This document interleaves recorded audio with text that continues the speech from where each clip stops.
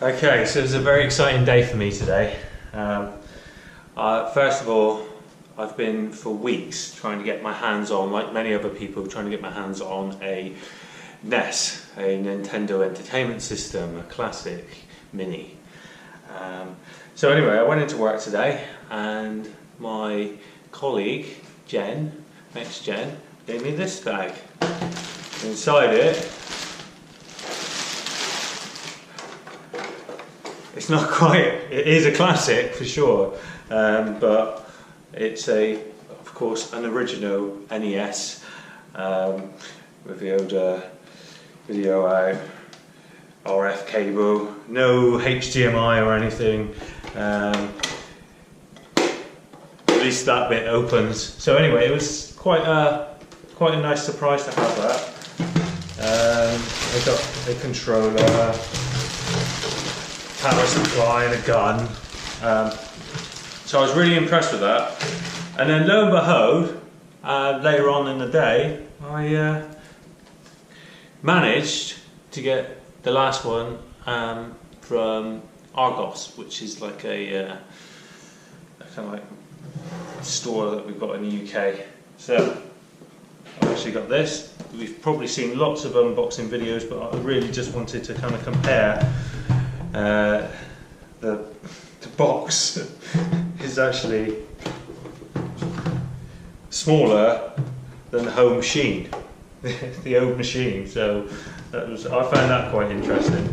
What I'm really looking forward to doing is checking this controller out and to see whether or not how it really compares. So this is an original controller from the mid-80s. I think this model we've kind of tried to date it as best we can, but we reckon it's 1986. So without further ado, I'm going to open this fella. I haven't yet to see one because they are so rare. Literally all the stores from in our location, we're in the southwest of England. Literally, I think all the stores didn't even meet their pre-order criteria. So, empty box.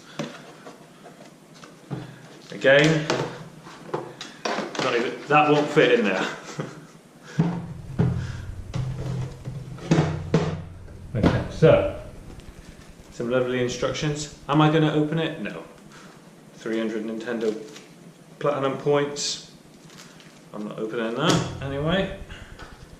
And I'm just going to get the controller out at this point because that's my comparison. I'm not, like I say, I'm not really doing an unboxing video, but what I am doing is I'm doing this real comparison here.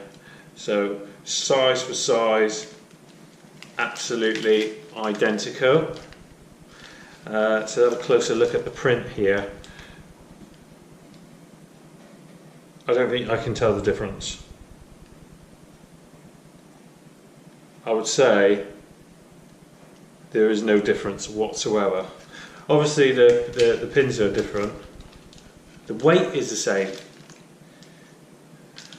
We have slightly different prints on the back.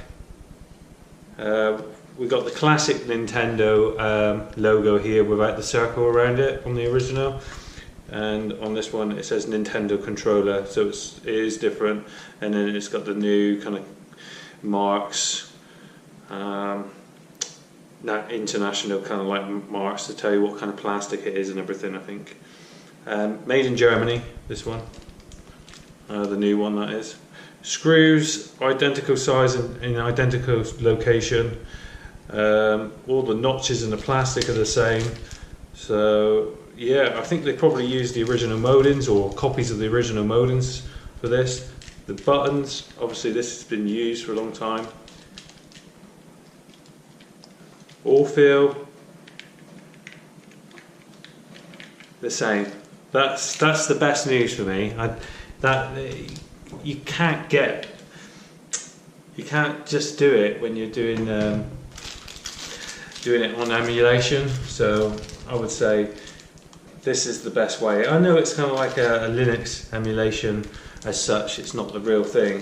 However, I think other people have said it's very good. So So let's get the Othello out itself. There's the doorbell, dog's going to go. So there we go, I'm going to end this video now. Just a little comparison. Right, they better come out and say hello now. Alright, come and say hello. Noisy. Hey, what do you think? Hey, should we answer the door? Anyway, thanks. Oh, you want to say hello? Come here then. Say hello then. Hello. Yeah. Ow! No, Donnie. Anyway, I think it's time to play, I think. Bye. So, here we have the bundle of cables. This is how I store my NES Classic. This kind of like gets chucked in the cupboard. Wifey doesn't want all the cables out, which is fine. You know, I appreciate that.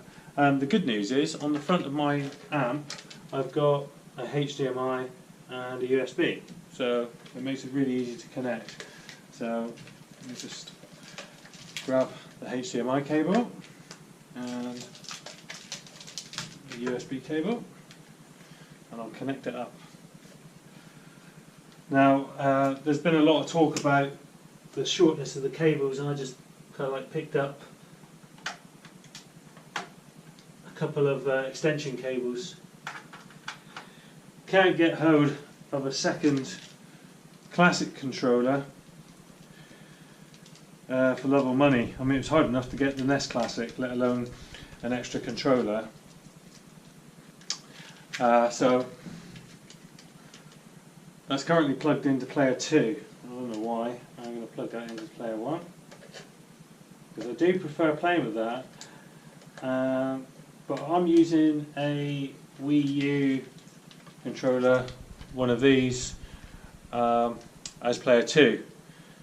Now, the great thing about this is it does have a home button, and as many of you know, press the home button, takes you back to the menu. So let's turn it on. Yep, we got power. This is the booting up time. Just straight away comes on to the last game played. In this instance, Dr. Mario, which is kind of like we've been playing Winner Stays On in our family, and sometimes with tag teams, so that we might have 2 or 3 players on each team, and Winner Stays On. It's a pretty good game. It's good to see it running as well, so it's quite really good fun. Let me just turn this down a second so we've got the background music. So what do I love about the Wii Classic? Of course, is the game selection, really good, very easy, no hassle, straight on, playing plug and play, pop it out, put it in the drawer, done. That's the great thing. It is small, it doesn't have to take up room underneath the telly, although I don't think it'll look out of place. It's kind of got like a retro look to it, it's quite nice, it's small. Either way, you're going to want to unplug these cables and chuck them in the cupboard anyway. So me chucking the whole thing in the cupboard isn't a big problem. I would say I've had this for a couple of weeks now. It's had maybe about I don't know, about 3 hours play, and 3 times a week, something like that. Bit of fun, really. I've personally been looking at just going through one game at a time, so I've been playing Punch Out, and you know, no cheats or anything like that, just trying to work my way through it, because it wasn't a game that I originally had when I had the NES. So I had the NES, I was one of the first in the UK to get it, would have been about 1985, and it wasn't very popular. The games were about £40–50. So most people didn't own very many games. So having a NES with 30 games is great. And when you compare that to what you get with the really substandard Mega Drive equivalent, their classic system with the wireless controllers, which take batteries, are really flimsy plastic.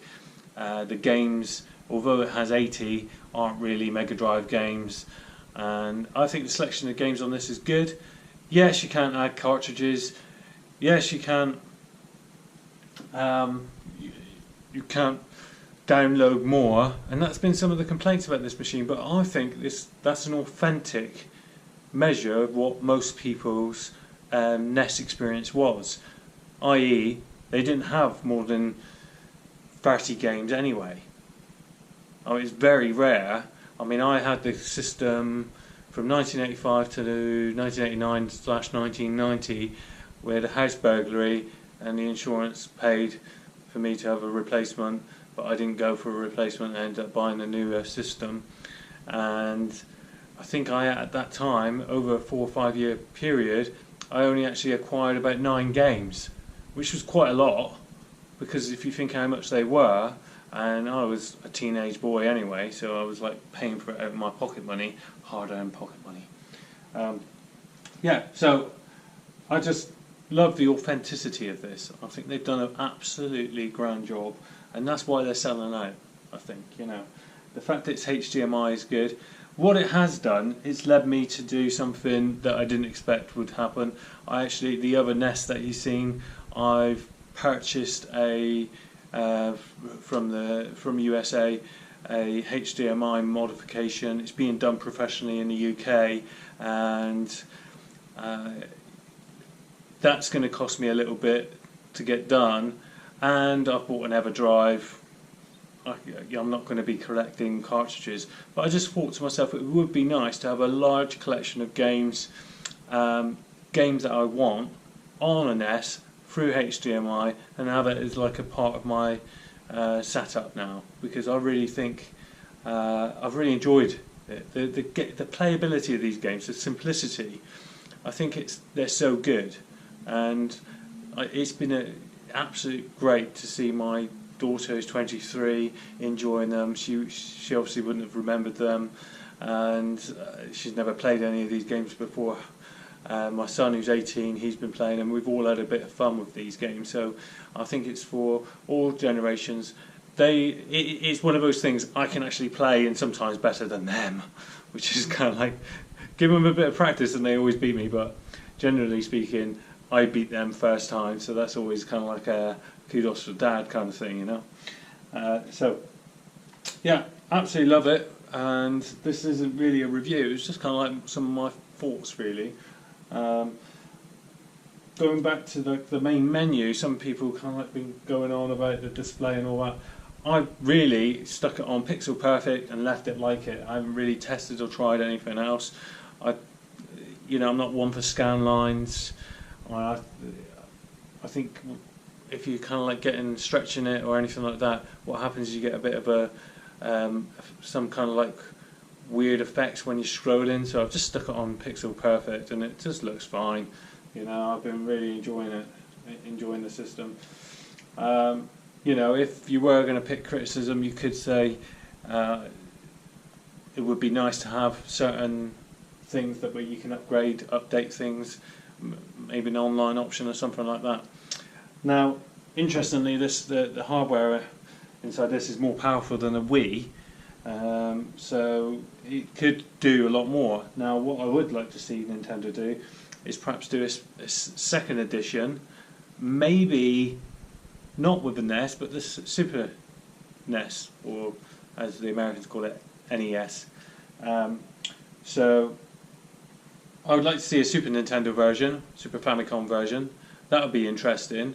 They could use the same hardware, obviously just change the outside, and do another 30 games. That would be really interesting. But they could do like a volume 2 and do perhaps some of the third-party choices. So it would be great to see some of the rare games, like the RCM Pro, that type of thing, and perhaps some of the other arcade conversions. It'd be interesting to see some different games. I wouldn't want them to go out and just do the most popular ones on this version and then add a few extras. I think that would be cheating the public. So I would say go for a whole new 30 games, and you could do the whole thing again. That would be, then you could have like collector's items, collector's editions. They could even change it to look like the top loader version, so almost like a version 2. So that could be interesting. So come on, Nintendo. You've turned your profits around now. You've got the Nintendo Switch coming. Pokemon Go has taken off. This is a sellout. You obviously changed your fortunes and reinvented yourself, so keep it up. And you know, there is demand for this type of thing. So yeah, there we go. Any questions? Let me know. Please subscribe and like this video. Thank you very much.